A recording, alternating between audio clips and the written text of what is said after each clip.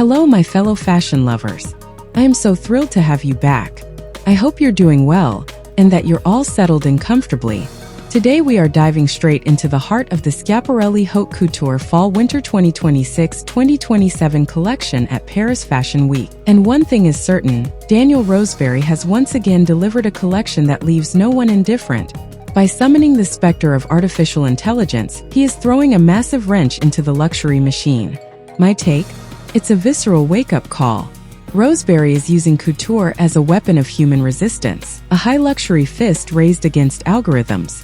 The result is fiercely bold.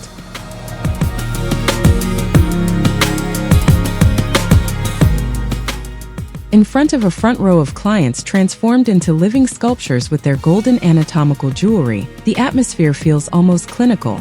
Can you feel it too? That thrill of the unknown right before the first silhouette steps out? It feels like a secret laboratory where haute couture flirts with science fiction. The stage is set, a raw plunge into pure experimentation. Handcraft is about to challenge the machine. Roseberry's approach this season is incredibly ambitious. At a time when artificial intelligence is increasingly taking over creative tools, he chooses to fight back with the human gesture. By drawing every single look by hand, his collection is a head-on collision between ancestral couture techniques and the eerie uncanny valley of our virtual era. It is the ultimate triumph of human friction over the smooth perfection of our screens.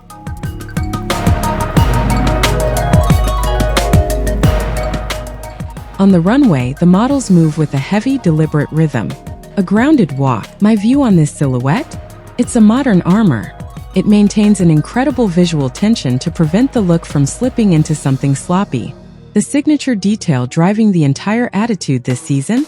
The omnipresence of rigid volumes right at the bust. Ultramolded corset cuirasses that completely redefine posture. They turn the human body into a hybrid piece of art. How is it even possible to make the rigid feel so fluid, and the malleable so architectural? That is the show's biggest secret. Everything seems to rest on the illusion of an invisible structure. It gives the impression that every piece merges traditional tailoring cuts with bizarre anatomical mutations. These flesh-colored silicone gills seem to grow straight out of the fabric. It forces us to question our own perception of what is alive.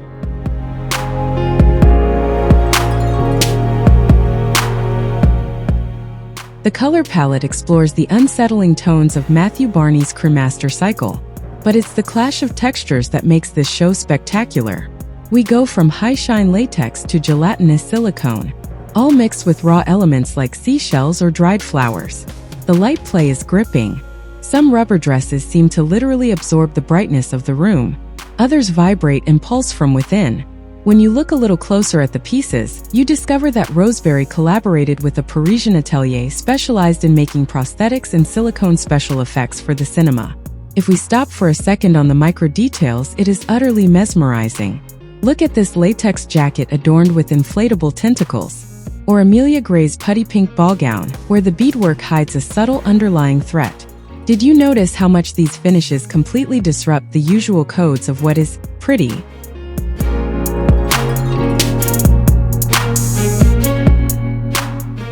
The show is built like a dramatic crescendo. We start with rigid tailoring, setting up the foundation of this human armor. Then the materials begin to mutate right before our eyes. This narrative buildup reaches its peak with rubber dresses that ripple like a technological second skin. It is an intense visual climax where the boundary between clothing and the body completely dissolves. But if we step away from the runway fantasy for a minute, what is it actually worth once the spotlights turn off? Let's be honest, we are looking at performance couture rather than a wardrobe meant for everyday life.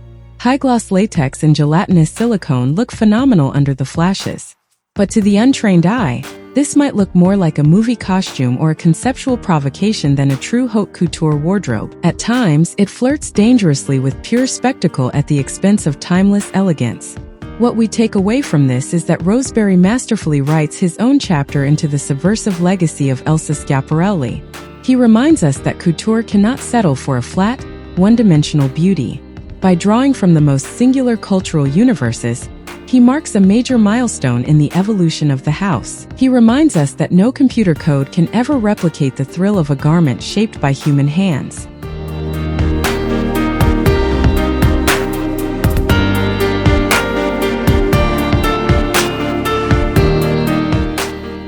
So, facing this ultimate showdown between the handmade and the virtual, do you feel that using materials like latex and silicone ruins the true essence of haute couture? Or on the contrary, is this kind of boldness absolutely necessary to save fashion from the algorithms? Let me know your honest thoughts in the comments. I'm really curious to see what you think, and I can't wait to read your perspective. Thank you so much for sharing this analytical moment with me. For a bit of historical context, this show comes right as the Victoria and Albert Museum is hosting the exhibition Schiaparelli, Fashion Becomes Art, in London. It is a perfect historical reminder. It shows how Elsa, as early as the 1930s alongside Dali, viewed clothing as a surrealist manifesto, long before algorithms even existed. I wish you an excellent time watching the rest of the show. Enjoy every silhouette, and I will see you very soon for a brand new analysis.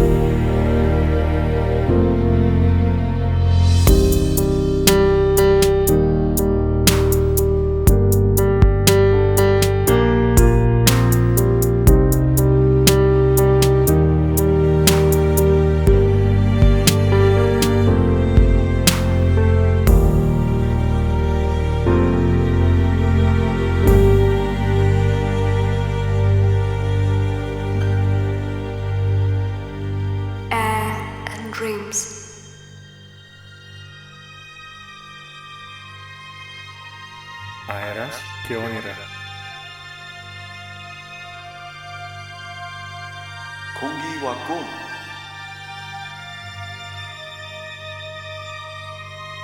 Levegő és álom.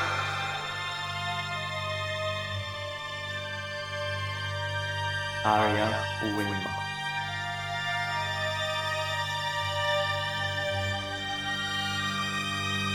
Lucht en dromen. Aria e sogni.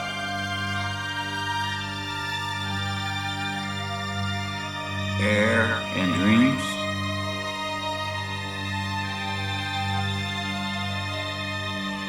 空气和梦想。老好来了。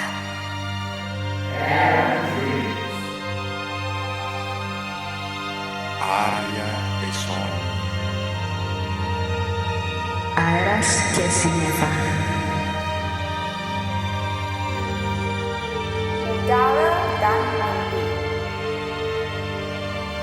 powietrze, marzenia. Luft och drömmar. Aire y sueños. Luft och drömmar. காற்று கனவு Air and dreams. Luft Asen. Luft und Träume Air and dreams. 空と夢 공기와 꿈.